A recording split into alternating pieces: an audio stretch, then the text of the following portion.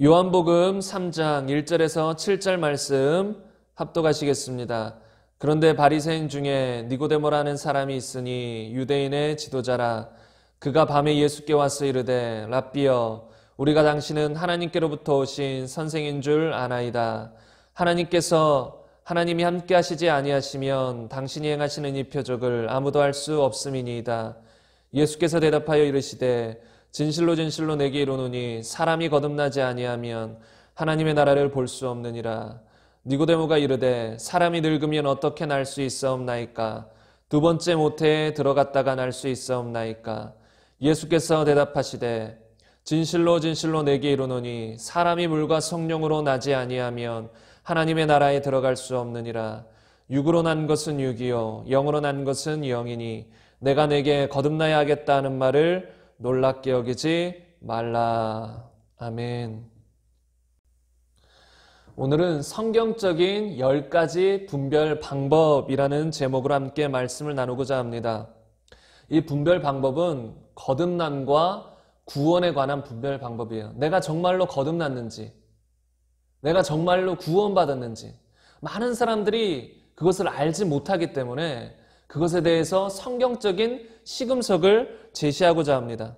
그런데 아주 양이 많고 중요한 내용들이기 때문에 오늘 하루에 다 전할 수가 없을 것 같고 이제 이어서 다음 주에 전하도록 하겠습니다. 원래 다음 주에는 이제 지옥은 확실히 있다, 그런 말씀을 나누려고 했었는데 이제 그 말씀은 조금 더 미루고 우선 오늘과 다음 주에 거쳐서 좀 더 양이 많아진다면 그 다음 주에 거쳐서까지 이 성경적인 10가지 분별 방법, 이 거듭남에 대해서 계속해서 나누고자 합니다.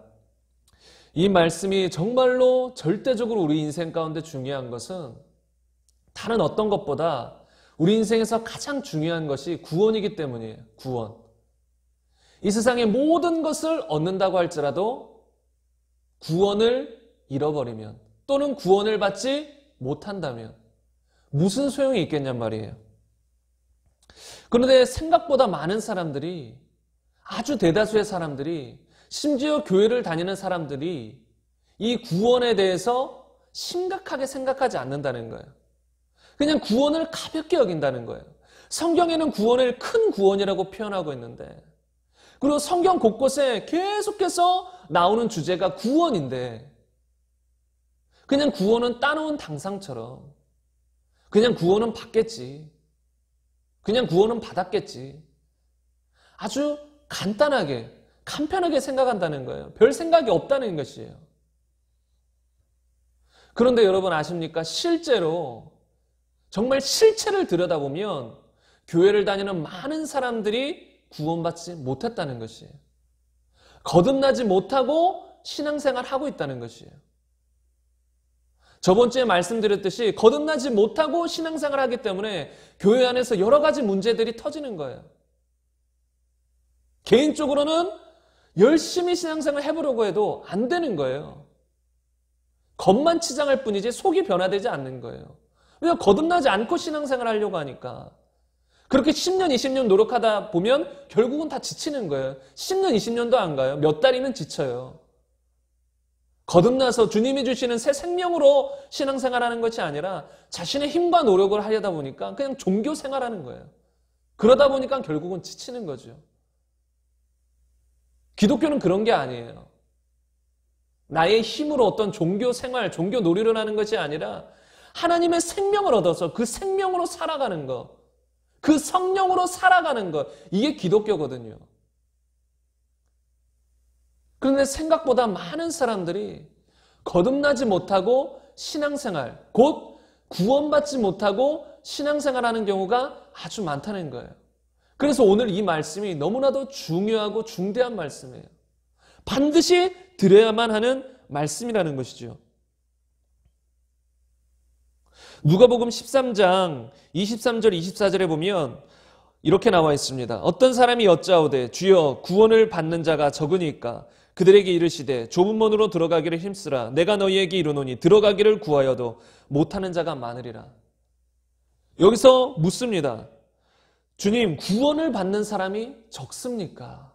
그래서 예수님이 대답하십니다. 좁은 문으로 들어가기를 힘쓰라. 내가 너희에게 이르노니 들어가기를 구하여도 많은 사람이 들어가지 못한다. 근데 이 사람의 질문은 그거였어요. 구원받는 사람이 적습니까?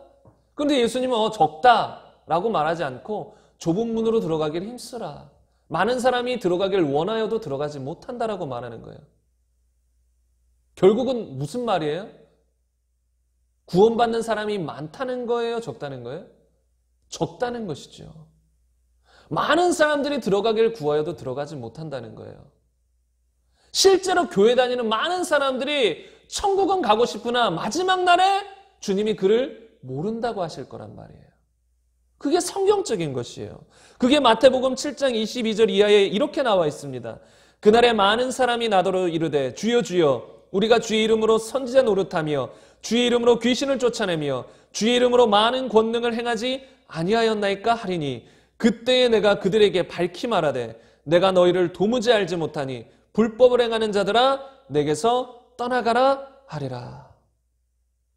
실제로 마지막 날에 많은 사람들이 예수님께 와서 주님 주님 제가 주님을 위해서 주의 이름을 사용해서 이런 일을 했습니다. 주님의 이름을 사용했다는 거예요. 주님의 이름을 불렀다는 거예요. 그런데도 주님은 나는 너를 도무지 알지 못한다. 불법을 행하는 자들아 내게서 떠나가라 하리라. 이런 일이 모든 사람에게 닥칠 거라는 거예요. 정말로 예수님을 제대로 믿지 않은, 정말로 거듭나지 않은 모든 사람에게 이런 일이 닥칠 거예요. 교회에 10년, 20년 다니고 여러 가지 직분을 가진다고 천국 가는 게 아니에요. 거듭나야만 천국 가는 거예요. 거듭나야만 이런 두려움의 일이 우리에게 닥치지 않는 것이에요. 그래서 오늘 이 말씀은 너무나도 중요합니다. 정말로 마지막 날에 내가 너를 알지 못한다. 이거는 절망을 넘어서서 말로 표현할 수 없는 두려움이에요. 절망 수준이 아니에요. 이거는 말로 표현할 수 없는 큰 두려움이에요. 그때 가면 늦잖아요. 그때 가서 주님 앞에 회개하고 제대로 믿으려고 해도 그때는 기회가 없어요. 지금 믿어야 되는 거고 지금 거듭나야 되는 것이에요. 그래서 이 말씀이 그만큼 중요한 것이에요. 하나님은 우리가 반드시 거듭나기를 원하세요. 다시 말하면 반드시 구원받기를 원하세요. 그냥 교회 다니는 게 아니라 그냥 외적인 신앙생활, 종교생활하는 게 아니라 정말로 거듭나서 구원받은 하나님의 백성이 되기를 원하세요. 그게 하나님의 간절한 외침이세요. 친구야 곳곳을 보세요. 하나님은 동일하게 이렇게 말씀하세요. 나는 너희의 하나님이 되기를 원하고 너희는 나의 백성이 되기를 원한다. 구약에도 신약에도 이런 구절들이 곳곳에 나와요. 결국은 하나님의 뜻이 무엇이냐면 이 성경을 통해 드러내고자 하는 하나님의 뜻이 무엇이냐면 나는 너희의 하나님 되기를 원하고 너희는 나의 참 백성이 되기를 원한다. 역으로 말하면 아직까지 너희는 나의 백성이 아니기 때문에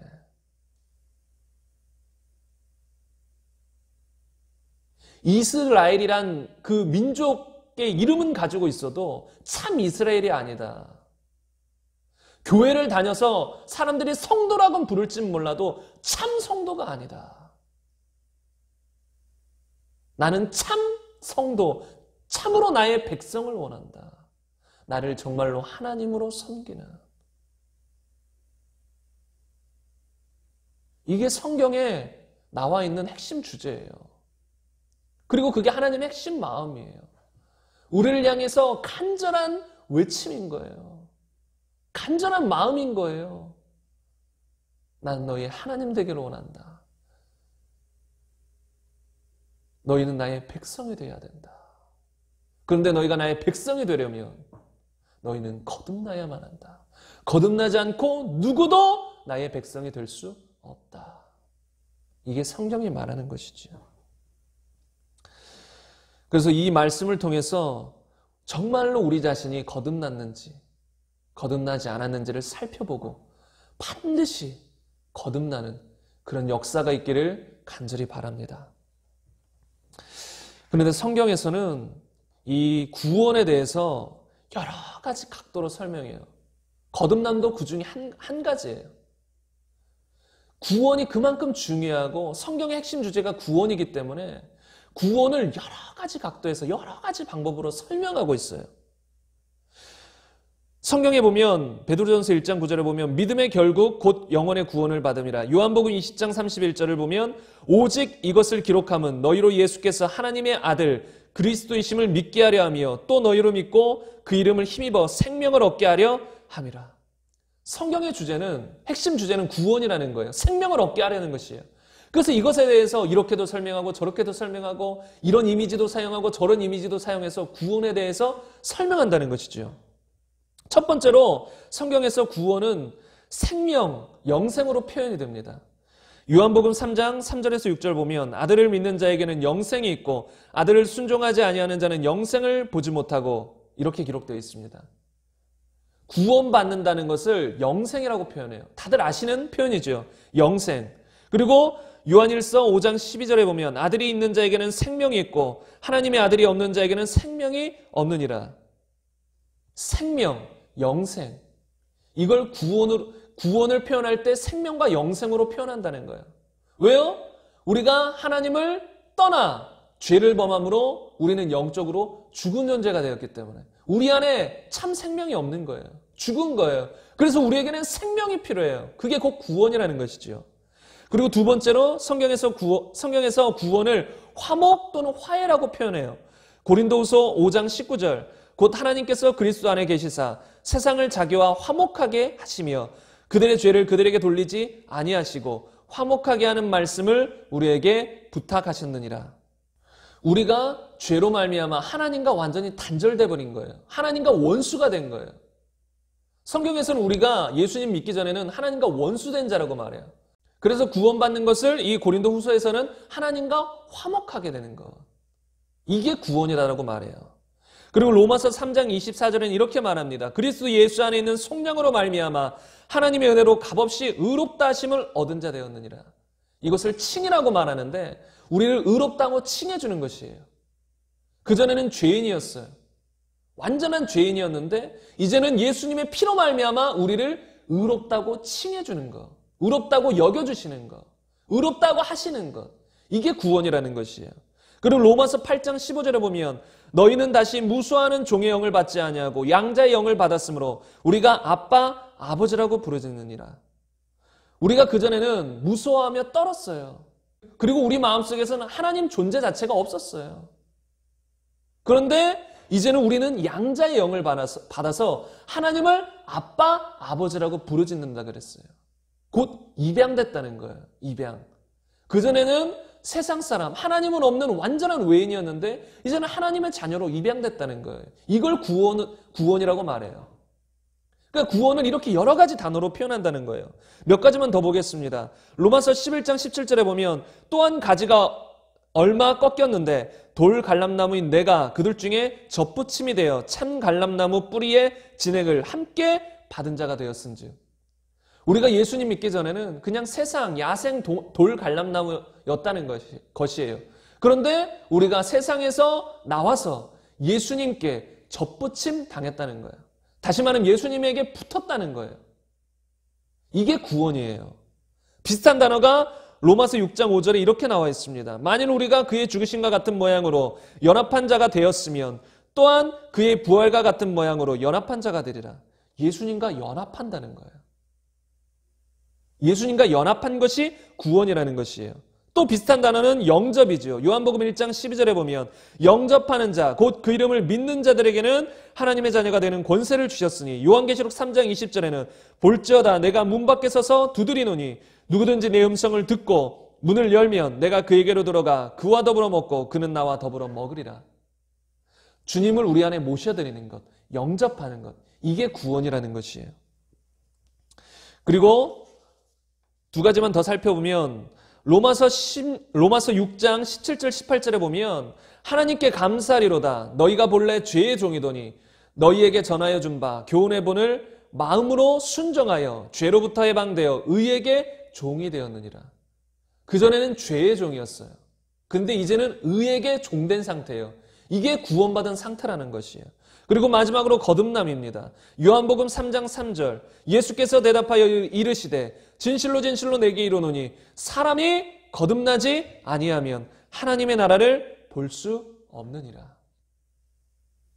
우리가 영적으로 죽은 상태였어요. 그런데 새 생명이 들어와서 우리가 영적으로 새롭게 태어나게 되었어요. 거듭나게 되었다는 말이죠. 이게 구원받은 자라는 거예요. 이게 구원을 표현하는 것이에요.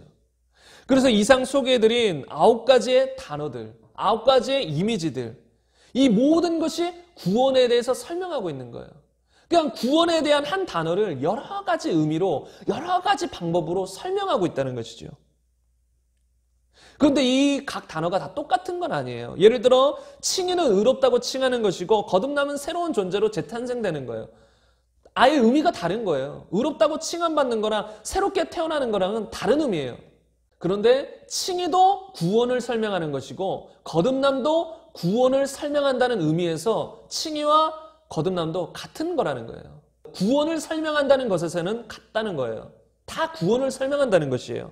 그래서 이 9가지 생명, 화목, 칭의, 입양, 접붙임, 연합, 영점, 의의종, 거듭남 이 모든 것이 구원에 대해서 설명하는 것이에요. 그리고 구원받은 사람은 이 모든 것이 다 이루어진 거예요. 그 한순간에 뭐 언제 입양이 됐다가 또 나중에 칭의가 되고 이게 아니라 구원받은 사람이라면 이 모든 것이 동시에 이루어진 걸 말해요. 역으로 말하면 이 중에 한 가지라도 이루어지지 않은 사람이라면 9가지가 다 이루어지지 않았다는 것이에요. 만약에 거듭나지 않았다. 그럼 그 사람은 칭의를 받은 것도 아니고 영생을 받은 것도 아니고 하나님과 화목하게 된 것도 아니에요. 이 중에 한 가지라도 이루어지지 않은 거면 그 나머지도 다 이루어지지 않은 거예요. 왜요? 이 모든 9가지가 다 구원에 대해서 설명하는 것이기 때문에. 그리고 다 연결되어 있어서 다 동시에 이루어지는 것이에요. 그런데 그 중에 하나가 거듭남이잖아요. 거듭남. 새롭게 태어남. 그런데 많은 사람이 칭의, 의롭게 여김, 하나님께서 의롭게 여겨주셨다. 그냥 머리로 지적으로만 알지 정말로 거듭나지 않은 그런 사람이 많아요. 그럼 지적으로만 칭의 받았다라고 생각할 뿐이지 실제로 그 사람은 칭의 받은 게 아니에요. 의롭다고 여김받은 게 아니에요. 왜요? 거듭나지 않았기 때문에. 하나님은 거듭난 자를 의롭다고 칭해 주시는 것이고 거듭난 자와 화목하게 되시는 거예요. 거듭나지 않고 어떻게 하나님과 화목하냐고요. 불가능하다는 것이지요. 그래서 거듭남을 촉구하는 설교가 정말 이 시대에 너무나도 필요해요. 왜요? 너무나도 많은 사람들이 지적으로만 하나님을 알아요. 종교적으로만 하나님을 알아요. 실제적으로 생명이 재탄생돼서 거듭나지 않았다는 거예요. 그래서 거듭남을 촉구해줘야 돼요. 당신은 거듭나셨습니까? 하나님은 당신이 지적으로 하나님을 아는 것이 아니라 실제로 하나님과 연합되어 거듭나기를 원하십니다. 이게 하나님의 뜻이라는 것이죠. 그럼 지난 시간에도 말씀드렸듯이 거듭남이란 무엇입니까? 거듭남. 간단히 설명하고 넘어가겠습니다. 거듭남이라는 건 다시 태어나는 것이에요. 우리가 그전에는 영적으로 죽어 있었어요. 에베소서 2장 1절에 보면 그는 허물과 죄로 죽었던 너희를 살리셨도다. 우리가 죄를 범함으로 아담과 하와가 죄를 범함으로 반드시 죽으리란 그 선악과를 따먹음으로 우리는 영적으로 죽게 되었어요. 다시 말하면 영적으로 죽어서 하나님과 교제할 수도 없었고 하나님의 말씀대로 살아갈 힘도 없었어요. 왜요? 죽었으니까. 선한 본성이 죽었고 생명이 죽었으니까. 그런데 거듭남이 뭐예요? 그 선한 본성이, 그 생명이 다시 재탄생된다는 거예요.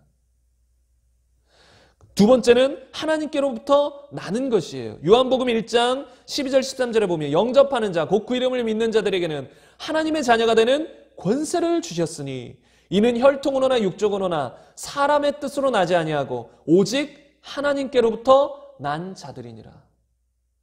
거듭남이라는 것은 하나님께로부터 다시 나는 거예요. 성경에 이 표현이 곳곳에 나요. 하나님께로부터 난 자들. 우리는 단지 이 땅에서 육으로는 부모님을 통해서 나왔지만 영적으로는 하나님을 통해서 다시 태어난다는 걸 말하는 거예요. 하나님을 통해서 다시 태어난 자들. 하나님으로부터 난 자들. 이게 거듭남이에요. 그리고 마지막으로 새 피조물이 되는 것. 고린도후서 5장 17절에 보면 그런 중 누구든지 그리스도 안에 있으면 새로운 피조물이라 이전 것은 지나갔으니 보라 새 것이 되었도다. 갈라디아서 6장 15절에 보면 할례나 무할례가 아무것도 아니로되 오직 새로 지으심을 받는 것만이 중요하니라. 새로 지으심을 받는 것, 새로운 창조, 새 피조물이 되는 것, 그것만이 중요하다는 거예요. 그게 거듭남인데 우리가 어떤 집안에 태어난 게 중요한 게 아니에요.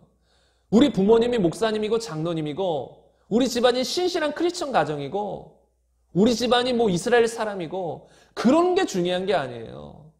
그런 외적인 게 중요한 것이 아니라 우리 안에서 새로운 피조물로 창조된 거, 영혼의 재탄생이, 재창조가 일어났느냐, 새로운 피조물이 되었느냐, 그게 중요한 거예요. 우리가 구원받지 못하고는 이것에서 결판이 나는 거예요. 거듭났는지 거듭나지 못했는지. 아무도 거듭나지 않고서는 천국에 들어갈 수 없다는 것이에요. 아무도. 왜 거듭나지 아니하면 천국에 들어갈 수 없을까요? 지난번에도 말씀드렸듯이 우리가 죄라고 생각하는 것은 도덕적인 죄가 일반적이에요. 그런데 성경에서 말하는 죄는 더 근본적인 죄를 먼저 짚어요. 그게 뭐냐면 하나님으로부터 떠난 죄, 하나님을 무시하고 하나님을 나의 주인으로 믿지 아니하고 하나님을 배척한 것, 이게 근본적인 죄라는 거예요. 그래서 하나님을 배척하고 하나님을 떠나니까 온갖 죄악을 지으며 자연스럽게 살아가게 되는 거예요. 근본적인 죄가 하나님을 떠난 것, 파생적인 죄가 이제 우리가 일상적으로 짓는 죄악들. 그래서 이 두 가지 죄가 있다는 거예요. 그런데 이런 죄들로 말미암아 하나님을 떠남으로 말미암아 어떻게 됐어요? 우리가 영적으로 죽은 상태가 되었다는 거예요. 영적으로 죽은 상태. 생명이 없는 상태. 그래서 아무리 노력해도 하나님의 말씀대로 살아갈 수 없는, 하나님과 교제할 수 없는 그런 상태가 되었다는 거예요. 단지 우리 옷에 어떤 고춧가루가 묻고 고추장이 묻어서 빨면 지워지는 이런 수준이 아니라 아예 죄가 우리 안에 들어와서 우리의 생명을 파괴해버린 것이에요. 영적으로 죽은 존재를 만들어버린 것이라는 것이죠. 그래서 우리는 더 이상 하나님의 말씀대로 살아갈 수가 없어요. 모든 인간은 영적으로 죽었기 때문에 하나님 말씀대로 살 수도 없고 하나님과 교제할 수도 없는데 그 사람이 칭의를 받는다? 의롭다고 칭해준다? 그건 있을 수 없는 일이에요. 계속 죄를 지으며 내 마음대로 살아가는 존재에게 하나님이 그냥 의롭다고 칭해주신다? 교회 다녔으니까?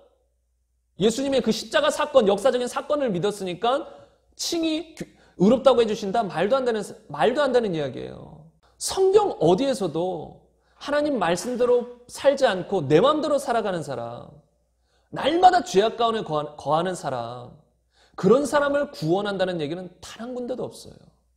예수님 우리를 죄에서 구원한다고 했어요. 단지 죄책에서만 구원하는 것이 아니라 우리를 죄의 세력에서 건져주신다는 거예요.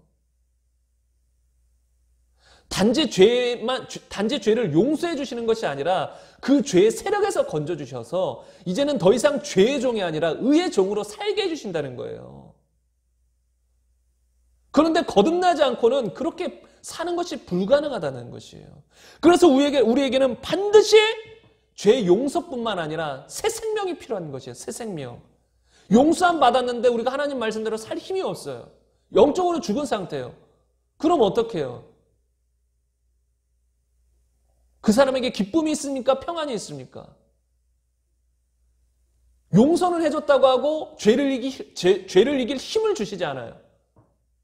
우리의 삶의 고통이 다 어디서 오는 건데요? 죄에서 오는 건데. 근데 죄를 이길 힘을 주지 않아요. 그럼 날마다 사는 것이 지옥이에요. 죄 속에 허덕이니까. 그런데 하나님은 죄 용서와 동시에 우리에게 새 생명을 주셔서 이제는 죄를 이기고 의의 종으로 살아갈 수 있게 해주셨다는 거예요. 그게 거듭남이라는 거예요. 그런데 많은 사람들은 합리화한다는 거예요.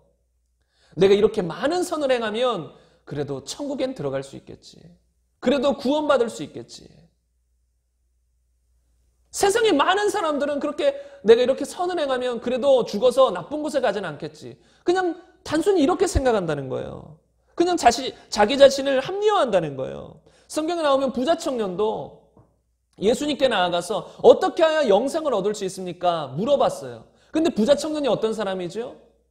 율법을 잘 지키며 하나님 말씀대로 잘 살아가는 것 같이 보이는 사람이었어요. 실제로 그렇게 율법을 지켰고요. 그런데 그 부자 청년은 알았어요. 무엇을 알았을까요? 자신이 영생을 얻지 못했다는 거.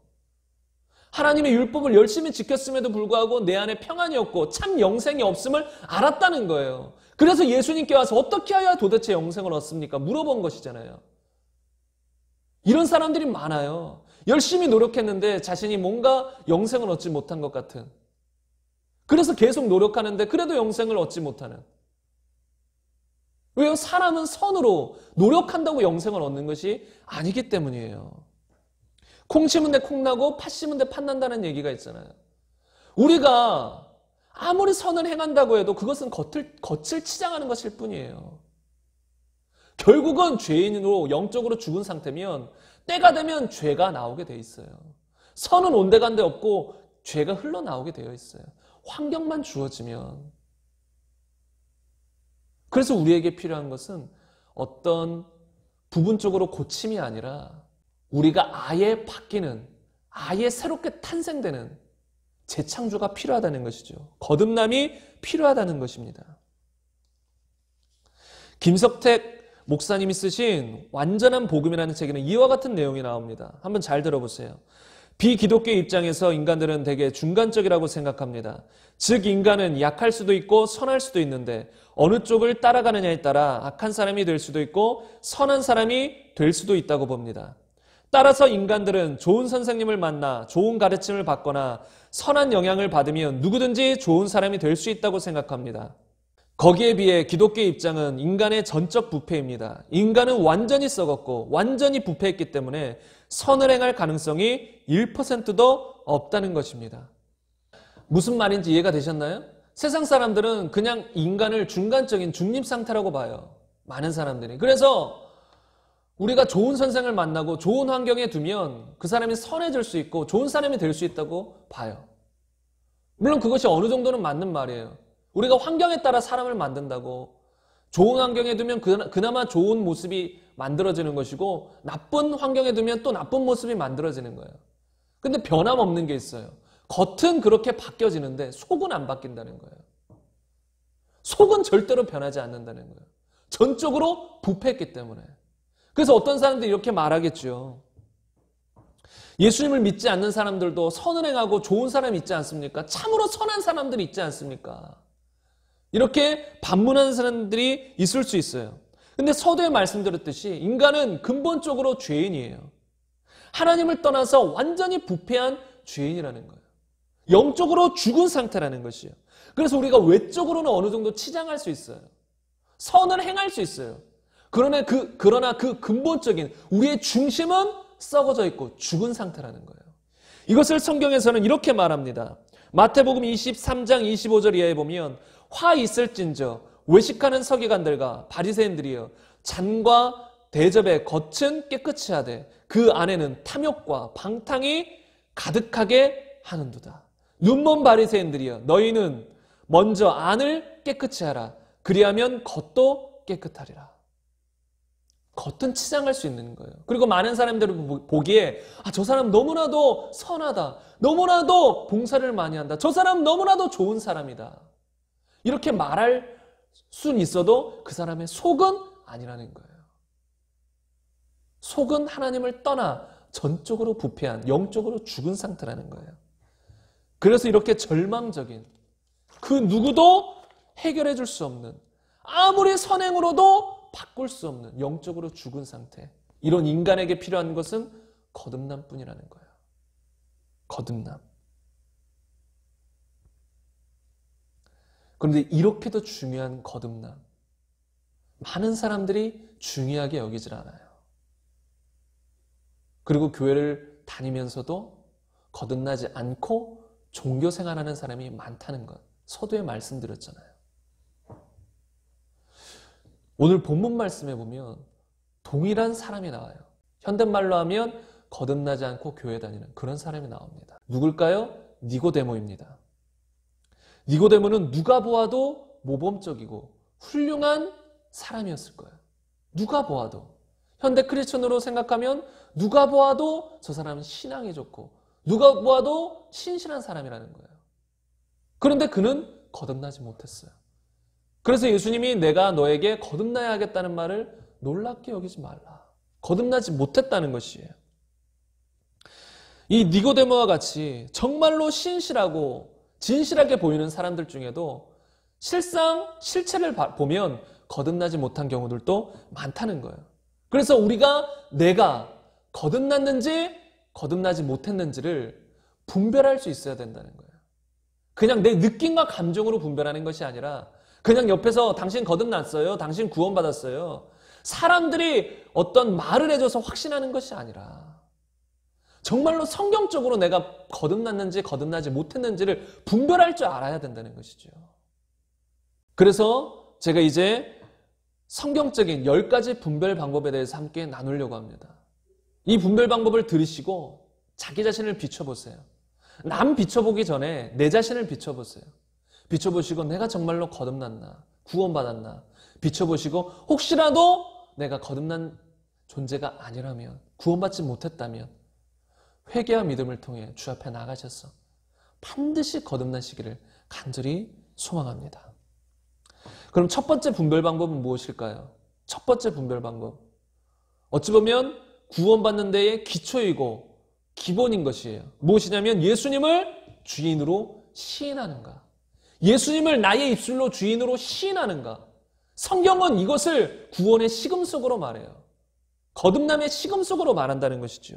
왜냐하면 성경은 이렇게 말하기 때문입니다. 고린도전서 12장 3절에 보면 그러므로 내가 너희에게 알리노니 하나님의 영으로 말하는 자는 누구든지 예수를 저주할 자라 하지 아니하고 또 성령으로 아니하고는 누구든지 예수를 주시라 할 수 없느니라. 성령으로 아니하고는 누구든지 예수님을 주라고 말할 수 없다는 거예요. 마귀들도 귀신들도 하나님의 존재를 알고 떤다라고 말하고 있어요. 그런데 하나님을 주라고 말하진 않아요. 귀신들도 하나님의 존재를 알아요. 근데 귀신들이 입술로 하나님은 나의 주인이십니다 라고 말하진 않는다는 것이죠. 하나님을 주인이라고 고백한다는 것은 그 사람이 거듭났다는 증거예요. 거듭나지 않은 사람은 하나님을 주라고 말하지 않는다는 것이에요. 성령으로 하지 아니하고서는 누구든지 예수님을 주라고 할 수 없어요. 그래서 내가 거듭났는지 거듭나지 않았는지를 알아보려면 내가 정말로 예수님을 주라고 시인하는가. 로마서 10장 9절에 보면 내가 만일 내 입으로 예수를 주로 시인하며 또 하나님께서 그를 죽은 자 가운데서 살리신 것을 내 마음에 믿으면 구원을 받으리니. 예수님의 부활을 믿고 또 입술로 예수님을 주라 시인하면 구원을 받는다는 것이에요. 그래서 구원받은 사람은 주라 시인하는 사람인 것이에요. 근데 여기서 우리가 한번 생각해 봐야 될 것은 이 주라고 시인하는 게 도대체 무엇이냔 말이에요. 그냥 입술로만 주여 주여 하면 구원 받느냐는 것이에요. 그건 아니라는 것이에요. 왜냐하면 마태복음 7장 21절에 이렇게 나와 있기 때문입니다. 나더러 주여 주여 하는 자마다 다 천국에 들어갈 것이 아니요 다만 하늘에 계신 내 아버지의 뜻대로 행하는 자라야 들어가리라. 주인이라는 의미가 뭐예요? 그분의 말씀대로 살아간다는 의미예요. 입술로만 주여 주여 하는 사람, 그 사람 천국에 들어가지 못한다 그랬어요. 다만 하늘에 계신 내 아버지의 뜻대로 행하는 자라야 들어가리라. 다시 말하면 이 입술로만 주여 주여가 아니라 이 중심에서 예수님을 주님이십니다. 나의 주인이십니다. 라고 고백하며 그 주인의 말씀대로 살아가는, 하나님 아버지의 말씀대로 순종하는 그런 사람이 천국에 들어간다는 것이에요. 그래서 성경엔 누구든지 주의 이름을 부르는 자는 구원을 받으리라. 이거는 단순히 입술로만 주여 주여 하는 걸 말하는 게 아니에요. 정말로 이 중심에서 어떤 핍박 속에서도 굴하지 않고 예수님의 이름을 부를 수 있는 사람, 주라고 부를 수 있는 사람, 그 사람이 구원받은 사람이라는 것이지요. 종교적으로 주님 주님 말하는 거, 주여 주여 말하는 거, 어릴 때부터 교회를 다녀서 주여 주여가 익숙한 거예요. 모태신앙으로 자라오다 보니까 주여 주여가 익숙한 거예요. 그래서 주여 주여 하고 기도하는 거예요. 그렇다고 그가 구원받은 게 아니라는 거예요. 로마서 14장 7절에서 9절 보면 이렇게 나와 있습니다. 우리 중에 누구든지 자기를 위하여 사는 자가 없고 자기를 위하여 죽는 자도 없도다. 우리가 살아도 주를 위하여 살고 죽어도 주를 위하여 죽나니 그러므로 사나 죽으나 우리가 주의 것이로다. 이를 위하여 그리스도께서 죽었다가 다시 살아나셨으니 곧 죽은 자와 산 자의 주가 되려 하심이라. 우리가 살아도 주를 위해서 살고 죽어도 주를 위해서 죽는 그런 삶이 된 사람이 예수님을 주라고 부를 때 그게 진정한 주인 거예요. 삶은 전혀 하나님과 상관없으면서 입술로만 주여 주여 하는 거, 그거는 진정으로 예수님을 주라고 부르는 게 아니에요. 주라고 시인하는 게 아니에요. 살아도 주를 위해, 죽어도 주를 위해 이렇게 사는 사람이 주라고 했을 때 그게 진짜 주인 거예요. 그런데 많은 사람들이 스스로 속이는 경우가 많아요. 갈라디아서 6장 7절에서 8절 말씀처럼 스스로 속이지 말라. 하나님은 업신여김을 받지 아니하시나니 사람이 무엇으로 심든지 그대로 거두리라. 자기 육체를 위하여 심는 자는 육체로부터 썩어질 것을 거두고 성령을 위하여 심는 자는 성령으로부터 영생을 거두리라. 많은 사람들이 여기서 속아요. 그냥 주님을 믿는다고 하면서 항상 육체를 위해 심어요. 그러면서 구원을 받는다고 생각해요. 그러면서 예수님을 진정으로 주인으로 시인했다고 말해요. 아니라는 거예요. 하나님은 만월의 여김받지 않아요. 하나님은 심는 대로 거두는 분이세요. 공평하신 분이세요. 공정하신 분이세요. 육체를 위하여 심는 자는 육체로부터 썩어질 것을 거두고 성령을 위하여 심는 자는 성령으로부터 영생을 거둔다고 했어요. 정말로 주인으로 예수님을 시인하는 사람은 성령을 위해 심는 사람이에요. 한번 어떤 강사 목사님이 이제 제가 신학교 때 강의를 하러 오신 적이 있습니다. 그런데 그 강사 목사님이 개척하신 지 얼마 되지 않았어요. 그런데 아주 급격히 부흥했다고 말하더라고요. 그러면서 그분이 하시는 말씀이 무엇이냐면 많은 사람들이 교회 다니던 사람들이 자기 교회로 온대요. 권사님도 있고 뭐 장로님도 있고 집사님도 있어요. 많은 사람들이 그 교회에 등록하고 싶어서 온대요. 그런데 이 목사님은 그 사람들을 향해서 예수님 믿느냐고 다시 체크한다는 거예요. 다시 물어본다는 거예요. 본인이 권사님이고 본인이 장로님이고 본인이 집사님이고 그렇게 말을 했는데도 다시 물어보는 거예요. 당신 예수님 믿냐고, 예수님 믿으시냐고 물어본다는 거예요. 그러면 대부분이 어떻게 대답할까요? 당연히 예수님 믿는다고 말하죠. 나 권사인데, 나 장로님인데, 나 집사인데 예수님 믿는다고 대답한다는 거예요. 그러면 다시 물어본대요. 당신의 삶의 주인이 예수님 맞습니까? 입술로만 주여줘야 하는 것이 아니라 당신의 삶의 주인이 예수님 맞습니까? 먹든지 마시든지 무엇을 하든지 하나님의 영광을 위해서 사는 정말로 당신의 삶의 주인이 예수님 맞습니까? 이렇게 말하면 장로님, 권사님, 집사님이라고 말했던 사람들 중에 상당수가 말을 하지 못한다는 것이. 여러분, 이게 한국 기독교의, 아니 전 세계 기독교의 실제라는 거예요. 실체라는 것이에요. 제가 과거에 사역했던 어떤 교회에서 어떤 한 청년이 이 복음의 메시지를 듣고 이렇게 반응하는 거예요. 본인이 그전에는 새벽 기도도 가끔 나오면 하나님께 기도도 했대요. 근데 이제 제가 전하는 복음의 메시지를 들은 후로 새벽 기도도 안 나와요. 기도도 안 해요. 같이 예배를 드리는데 부모님이 교회 다니니까 이제 교회 와서 예배는 드리는데 기도 시간만 되면 눈 뜨고 기도를 안 해요. 그래도 그전에는 어느 정도 했던 청년이었는데 왜 안 하냐면 복음을 들어보니까 자신이 예수님을 주인으로 믿진 않았다는 거예요. 예수님의 부활은 믿겠고 예수님이 하나님인 걸 믿겠는데 주인으로는 믿고 싶지 않다는 거예요. 아직 젊은 청년이니까 젊은 시기에 하나님을 주인으로 믿으면 하나님 말씀대로 살아야 되는데 그게 싫다는 거예요. 그러면서 어릴 때부터 주여 주여 많이 불러왔을 거 아니에요. 이런 사람들이 교회에 많다는 거예요. 새벽 기도도 나오고 열심히 기도도 하는데 실상 그 중심을 찔러보면 예수님이 주님이 아닌 경우가 많다는 거예요. 실제로. 그래서 우리가 구원받았는지 안 받았는지를 정확하게 아는 비결은 정말로 그 중심으로 예수님을 주라 시인하는가, 이거를 살펴봐야 된다는 거예요.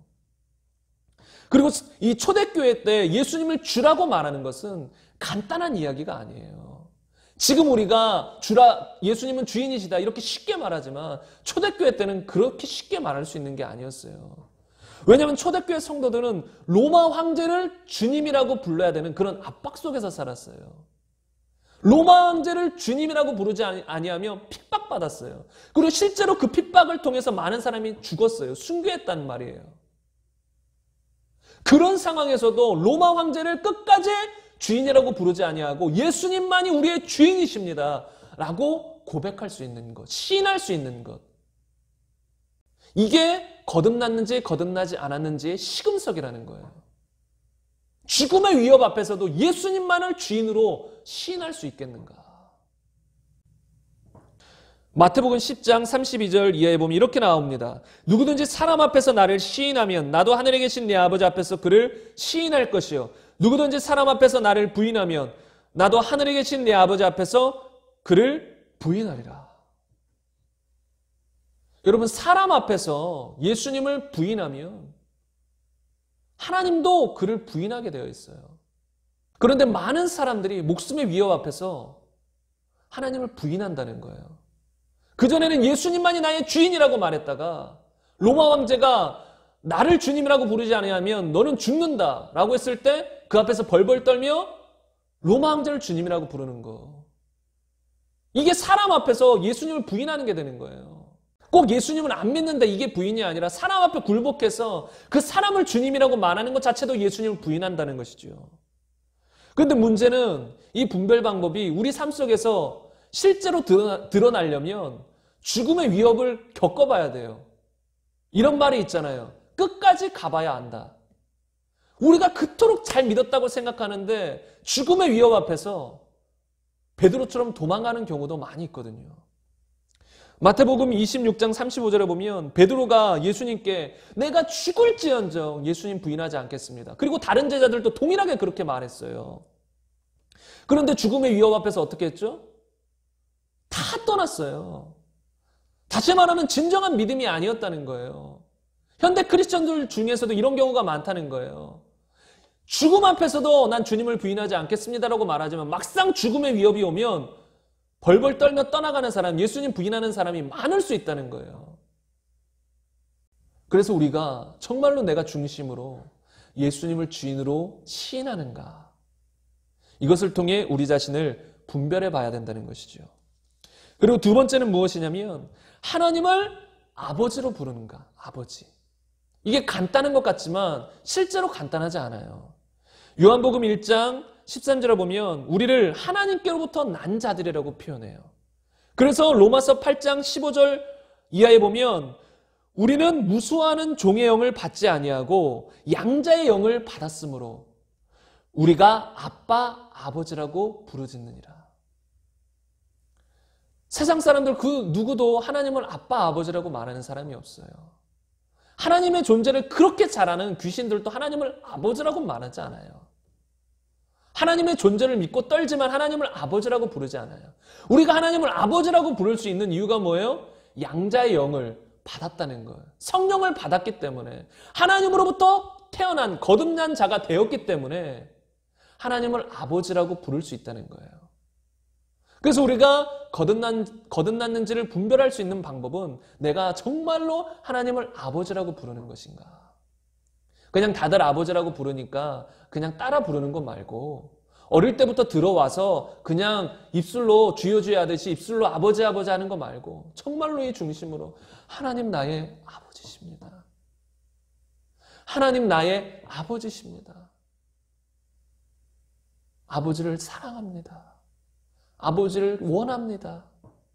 하나님이 진정 나의 아버지십니다. 이렇게 말할 수 있냐는 말이지요. 그래서 이렇게 말할 수 있는 사람, 정말로 하나님을 아버지라고 부를 수 있는 사람이라면 그 사람은 거듭난 사람이라는 것이죠. 그리고 세 번째로 하나님의 사람들을 영접하고 사랑하는 사람이에요. 여러분 이게 중요해요. 우리가 일상적으로 이것은 구별해보기가 쉬워요. 내 자신을 생각해보기 쉬워요. 나는 하나님의 사람들을 정말로 좋아하고 사랑하는가? 하나님의 사람들을 자꾸 받아들이는가? 아니면 하나님의 사람들은 왠지 거부감이 들고 세상 사람들이 좋은가? 예수님 믿지 않는 친구들이 좋은가? 이것으로 자신을 구별해 볼 수 있는 거예요. 이거 정말로 좋은 시금석이에요. 교회 열심히 다녀요. 교회에서 봉사도 해요. 그런데 교회 떠나서 세상에 나가니까 예수님 믿는 사람들보다 예수님 믿지 않는 사람들과 놀고 즐기는 걸 좋아해요. 그럼 그 사람은 거듭나지 못한 것이에요. 99.9% 거듭나지 못한 것이라는 것이죠. 마태복음 10장 40절에 보면 너희를 영접하는 자는 나를 영접하는 것이요 나를 영접하는 자는 나를 보내신 이를 영접하는 것이니라. 예를 들어 보겠습니다. 여러분, 어떤 아버지가 자신 대신에 자신의 아들을 어떤 사람에게 보냈어요. 그래서 그 아들이 아버지의 명을 받들고 그 사람을 찾아가요. 그 사람을 찾아가서 내가 아버지의 이름으로 이렇게 왔습니다 했는데 그 사람이 문도 열어주지 아니하고 그 아들을 거부해요. 그럼 누굴 거부한 것이죠? 그 아들을 거부한 것인가요? 아니지요. 그 아버지를 거부한 것이죠. 왜요? 그 아버지가 그 아들을 보냈잖아요. 자기 대신에 아들을 보낸 것이에요. 그런데 그 아들을 거부했다. 그것은 곧 그 아버지를 거부한 게 되는 것이에요.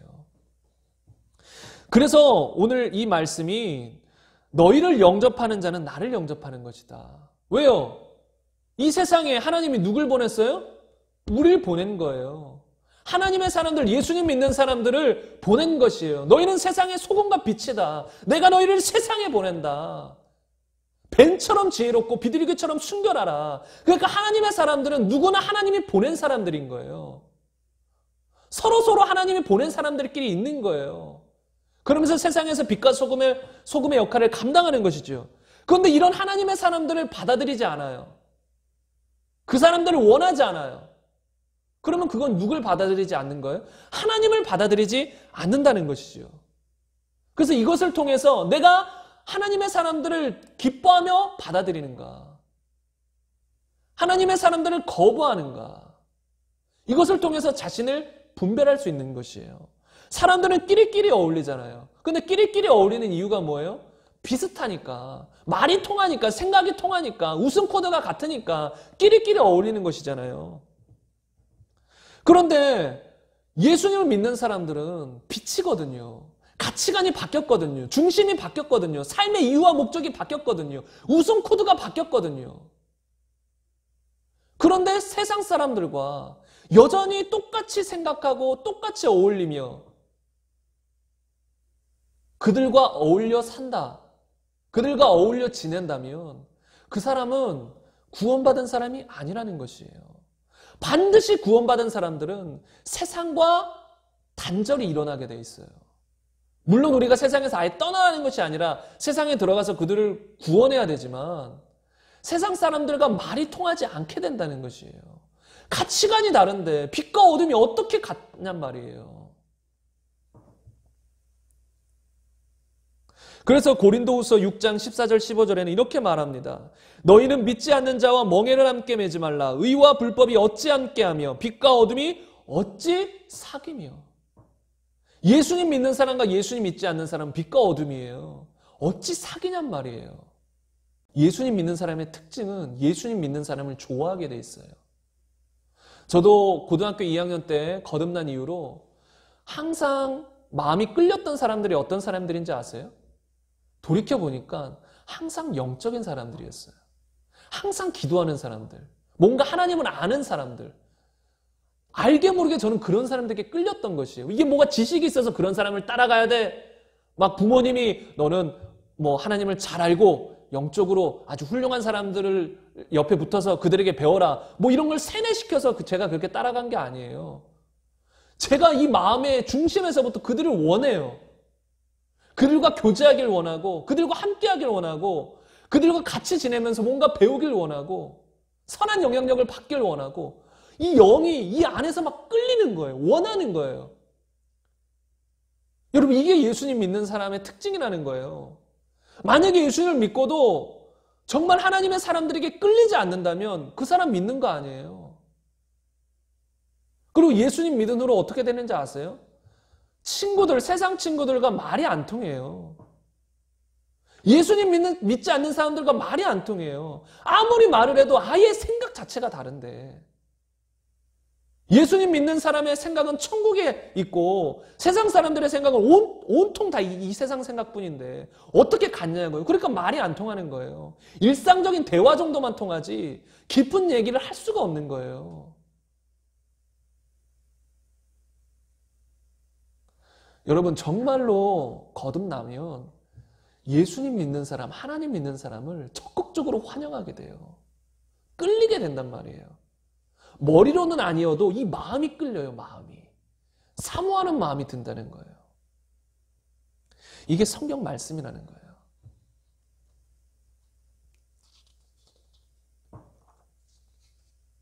그래서 한번 돌이켜보세요. 내 주변에 어떤 사람들이 있는가? 나는 어떤 사람들과 어울려 지내기를 원하는가? 어떤 사람들과 지내기를 좋아하는가? 정말로 하나님의 사람들인가? 그들과 지내며 그들을 맞이하며 그들을 영접하며 그들과 교제하길 원하는가? 아니면 하나님을 모르는 세상 사람들과 교제하며 살기를 원하는가? 그것이 자신의 정체를 드러나게 해준다는 것이죠. 그리고 네 번째가 무엇일까요? 네 번째는 단지 그들을 하나님의 사람들을 영접하는 것이 아니라 더 나아가서 그들의 말을 듣는가? 이거 중요합니다. 아직도 세상 사람들 중에서는 교회에 대해서 긍정적인 시각을 가진 사람들이 덜어 있어요. 옛날보다는 적죠. 지금은 교회를 워낙 안 좋은 시선으로 많이 보니까 많은 이제 그런 좋은 시선을 가진 사람들이 적어졌지만 아직도 교회를 향해서 좋은 시각을 가지고 있는 사람들이 많이 있어요. 그래서 심지어 자신은 교회는 안 가도 자신의 자식은 교회를 보내요. 교회 보내면서 좋은 거 배워오라고, 교육 잘 받고 오라고 교회를 보내요. 그리고 심지어 교회 다니는 친구들과 어울려 지내요. 왠지 교회 다니는 사람들을 보면 착하고 선해 보이니까 그들과 어울려 지내요. 교회 다니는 사람들이라고 하면 환영한다는 거예요. 교회 다니는 사람들을 환영하고 그들에게 많이 베풀고 좋아한다는 거예요. 그런데 여기서 중요한 사실이 있어요. 교회 다니는 사람들, 하나님의 사람들을 영접하고 환영한다고 그가 꼭 거듭난 사람은 아니라는 거예요. 왠지 아세요? 결정적인 순간에는 돌아서 버리거든요. 예를 들어 이런 경우 있잖아요. 우리 친구들 중에 세상 사람들이 있는데 그 세상 친구들이 예수님 믿는 사람들과도 잘 어울려 지내요. 예수님 믿는 사람들과도 잘 어울려 지내는데 어느 날 그 예수님 믿는 사람 중에 한 사람이 하나님의 말씀을 진지하게 전했어요. 예수님을 믿어야만 천국 간다고 진지하게 전했어요. 그 순간부터 갑자기 분위기가 어색하게 되고 그 순간부터 갑자기 관계가 서먹해지고 관계가 끊어지게 되는 거예요. 이런 경우들 있지 않았습니까? 이런 경우도 혹시 경험해보지 않았어요? 잘 지내는 것 같아요. 예수님 믿는 사람과도 잘 지내는 것 같은데 하나님의 말씀을 진지하게 전하니까 그 순간 얼굴 표정이 바뀌는 거예요. 그 순간 얼굴 표정이 바뀌면서 관계가 끊어지는 거예요. 그전에는 분명히 예수님 믿는 사람과 잘 어울렸는데 하나님의 말씀이 선포되니까 뒤돌아서는 거예요. 그래서 내가 하나님의 사람들, 교회 다녀서 교회 열심히 다녀서 하나님의 사람들과 어울리는 거 좋아한다. 그렇다고 그 사람이 거듭난 건 아니라는 거예요. 교회 다니는 사람들 중 대부분은 하나님의 사람들이라고 하면 환영하잖아요. 좋아하잖아요. 그렇지만 그 사람은 거듭나지 않았을 수 있는 거예요. 그런 사람은 어떤 경우냐? 중요한 하나님의 말씀, 부자 청년에게 돈을 버리고 너는 나를 따르라고 했던 그런 핵심적인 말씀으로 찔렀을 때 뒤돌아서 떠나는 사람들인 거예요. 그래서 누가복음 10장 16절에 보면 너희 말을 듣는 자는 곧 내 말을 듣는 것이요 너희를 저버리는 자는 곧 나를 저버리는 것이요 나를 저버리는 자는 나 보내신 이를 저버리는 것이니라 하시니라. 그래서 우리 하나님을 믿는 사람들이 어떤 말씀을 전했을 때 하나님의 말을 전했을 때 그 말을 들으면 그 사람은 구원받은 사람이고 듣지 아니하면 그 사람은 거듭나지 않은 사람이라고 알 수 있는 거예요. 물론 이걸 쉽게 표현하기는 어려워요. 왜냐하면 우리가 말하는 것이 하나님 말씀도 있지만 인간적인 생각도 많거든요. 그래서 하나님의 사람이 말한 것일지라도 인간적이고 육적인 잘못된 생각들을 말했을 때 거부하는 사람들이 있을 수 있어요. 그렇다고 그 사람이 구원받지 못한 건 아니지만 정말 하나님의 사람들이 하나님의 말을 했을 때, 하나님의 말씀을 전했을 때 자꾸 거부한다. 그걸 받아들이지 않는다. 그러면 그 사람은 구원받지 않은 거예요. 이게 성경의 구별 방법이에요. 너희의 말을 듣지 않으면 내 말을 듣지 않는 거다라고 성경은 말하잖아요. 예수님이 제자들을 보내면서 너희의 말을 듣지 않느냐? 그럼 너희 말 듣는 게 아니라 내 말을 듣지 않는 것이다. 이게 성경의 구별 방법인 거예요. 하나님의 사람들의 말을 듣지 않는 것. 그러면 그 사람은 구원받은 사람이 아니라는 것이지요. 그리고 꼭 그런 사람들이 어떤 사람의 말은 잘 듣는지 아세요? 세상 사람들의 말은 잘 들어요. 잘 보세요. 하나님의 사람의 말은 귀를 닫는데 세상 사람의 말은 아주 잘 들어요. 그게 요한일서 4장 5, 6절에 이렇게 말하고 있잖아요. 그들은 세상에 속한 거로 세상에 속한 말을 하며 세상이 그들의 말을 듣느니라. 우리는 하나님께 속하였으니 하나님을 아는 자는 우리의 말을 듣고 하나님께 속하지 아니하는 자는 우리의 말을 듣지 아니하나니 진리의 영과 미혹의 영을 이로써 아느니라. 구별 방법인 거예요. 세상의 말을 듣느냐 하나님의 사람들의 말을 듣느냐, 이것으로 그 사람이 거듭났는지 거듭나지 않았는지를 구별할 수 있다는 것이죠. 그리고 다섯 번째, 오늘은 여기까지만 전하겠습니다. 다섯 번째, 삶의 궁극적인 목적이 변화되었는가? 이거 잘 살펴보셔야 돼요. 무늬만 그리스도인인 사람들이 많기 때문에 이 말씀이 너무나도 중요한 것이에요. 왜냐하면 교회를 다니면서도 예수님을 주라고 시인하면서도 목사님 말씀을 귀담아 들으면서도 그 중심의 목적이 변화되지 않은 사람들이 많아요. 다시 말하면 그 중심의 목적이 여전히 세상을 향하는 사람, 여전히 나 자신만을 향하는 사람들이 있어요. 그래서 교회를 다니며 목사님 말씀도 잘 듣고 열심히 기도도 하는데 그 기도 내용을 살펴보면 뭘까요? 다 자기 육신을 위한 것들이에요. 주여 주여 하면서 기도하지만 그 기도 내용은 주님을 위한 것이 단 하나도 없어요. 다 자신의 삶을 위한 것이에요. 그런 사람은 거듭난 사람이 아니라는 것이에요. 정말로 거듭난 사람이라면 바뀌게 되어 있어요. 이 중심의 목적이 바뀌게 되어 있어요. 어떻게 바뀌냐면 첫째로 나를 위하는 삶에서 하나님을 위하는 삶으로 바뀌게 되어 있어요. 고린도전서 10장 31절에 보면 그런즉 너희는 먹든지 마시든지 무엇을 하든지 다 하나님의 영광을 위하여 하라. 이게 그리스도인의 특징이라는 거예요. 특징. 하나님의 영광을 위한 목적으로 삶이 바뀌는 거. 하나님은 무늬만 그리스도인인 사람을 원치 않아요. 그리고 그런 사람을 구원하지도 않아요. 정말로 중심 목적이 바뀐 사람, 정말로 예수님을 주인으로 믿어서 삶의 목적이 바뀐 사람, 이런 사람을 하나님은 구원하시는 것이에요. 로마서 14장 7절에서 9절에 보면 우리 중에 누구든지 자기를 위하여 사는 자가 없고 자기를 위하여 죽는 자도 없도다. 우리가 살아도 주를 위하여 살고 죽어도 주를 위하여 죽나니 그러므로 사나 죽으나 우리가 주의 것이로다. 이를 위하여 그리스도께서 죽었다가 다시 살아나셨으니 곧 죽은 자와 산 자의 주가 되려 하심이라. 이게 그리스도인의 모습이라는 거예요. 우리 중에 누구도예요. 많은 그리스도인들이 속는 게 있어요. 나는 아직 신앙이 부족해서, 나는 아직 신앙이 믿음이 미약해서, 아직 삶이 온전히 바뀌지 않았어. 아직 삶을 온전히 주님께 드리진 못했어. 이렇게 말하는 사람들이 엄청 많아요.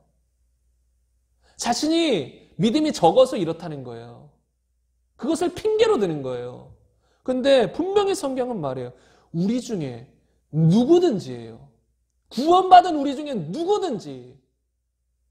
물론 구원받은 사람도 때로 죄에 가끔 넘어지기도 하고 실수할 수도 있고 가끔 시기와 질투도 올라올 수 있어요. 육신이 있기 때문에.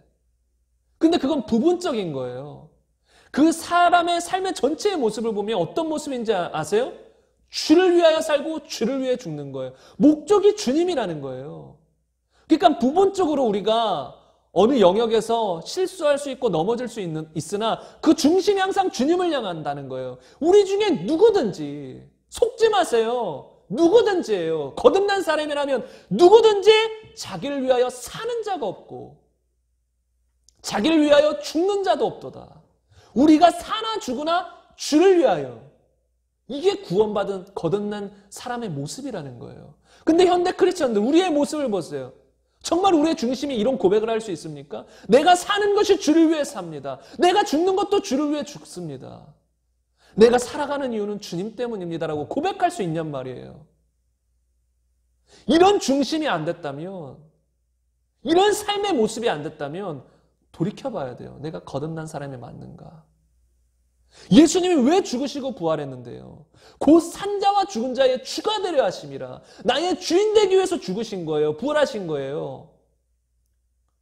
그분이 주인이 되었다면 삶의 목표가 바뀌었다는 것이에요. 우리가 어떤 산의 정상을 목적으로 바라보고 이 등산을 하잖아요. 그런데 등산을 할 때 때때로 주변에 어떤 것들을 보고 가끔 시선을 돌릴 때가 있어요. 올라가다 보면 옆에 토끼도 있고 다람쥐도 있고, 그러다 보니까 이 등산, 이 목적을 향하는 길에서 약간 벗어나서 다람쥐 쫓아갔다가 토끼 쫓아갔다가 저기 꽃 봤다가 잠시 멈췄다가 그럴 때가 있어요. 그러나 그 사람의 목적은 바뀐 게 아니에요. 잠깐 보다가도 빨리 생각 바꿔서 어떻게 하죠? 그 목적을 향해서 걸어가잖아요. 다시 그 정상을 향해서 나아가잖아요. 왜요? 목적이 정상이니까. 그리스도인도 이렇다는 거예요. 목적이 천국으로 바뀌었다는 거예요. 목적이 예수님으로 바뀌었다는 거예요. 그래서 삶에서 때때로 우리가 이 세상을 살다 보니까 때때로 뭘 보다가 넘어지기도 하고, 때때로 잠깐 그 가는 길을 멈추는 것 같아 보여도 결국은 계속 천국을 향해서, 주님을 향해서 걸어간다는 것이죠. 잠깐 한눈은 팔 수 있어도 그 목적이 명확하다는 거예요. 이게 그리스도인의 모습이라는 것이에요. 전에는 나를 위해서 공부하고 나를 위해서 돈을 벌고 나를 위해서 결혼했어요.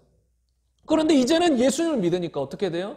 주님을 위해서 공부하고 주님을 위해서 돈을 벌고 주님을 위해서 결혼하는 거예요. 다 주님의 영광을 위해서. 이게 삶의 목적이 바뀌는 것이에요.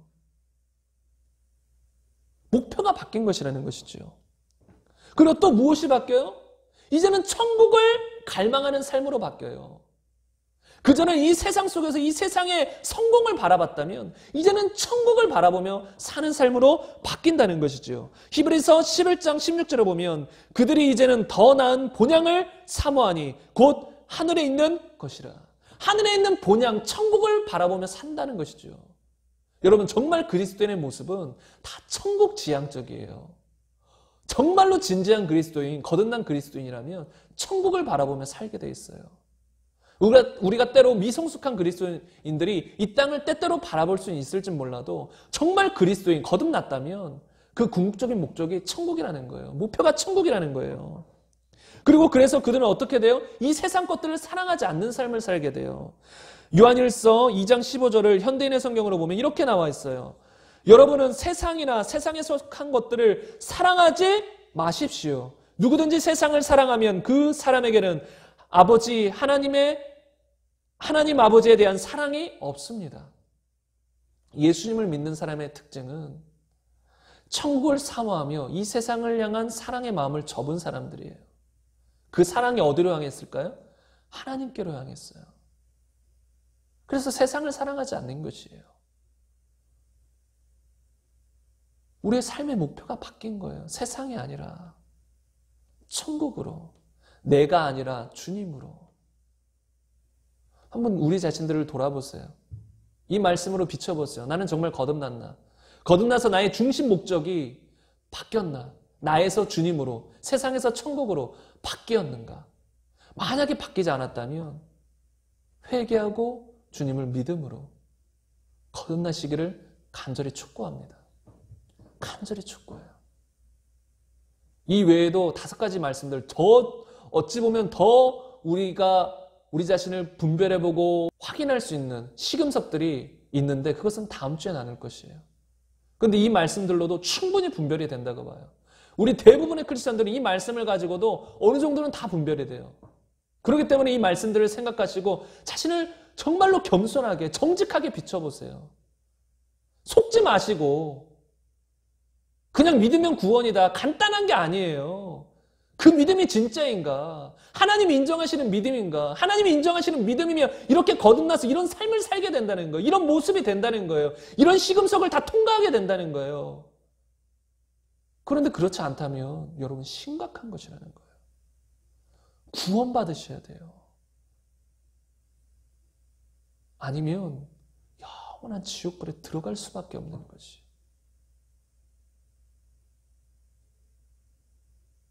하나님은 우리 모두가 단 한 명도 지옥에 떨어지기를 원치 않으시고 다 회개하여 거듭나기를 원하세요. 다 구원받기를 원하세요. 그 하나님 아버지의 이 간절한 마음을 이 시간 생각하시면서 내 자신을 돌아보시고 함께 기도했으면 좋겠습니다. 정말로 거듭나지 않았다면, 혹시라도 내가 거듭나지 않은 것 같다면 주님 앞에 진지하게 중심을 다하여 기도하세요. 하나님, 나 거듭나지 않은 것 같습니다. 나 이대로 살다가는 지옥 갈 것 같습니다. 하나님, 내가 회개합니다. 그리고 예수님을 주인으로 믿습니다. 나를 거듭나게 하시고 이제는 새 생명 가운데서 성령을 따라 사는 삶을 살게 하옵소서. 이 시간 성령님이 역사하시기를 기도하시기 바랍니다. 우리 시간 함께 이 말씀을 가지고 기도하는 시간 갖겠습니다. 이 시간 주여 한번 외치고 기도하겠습니다.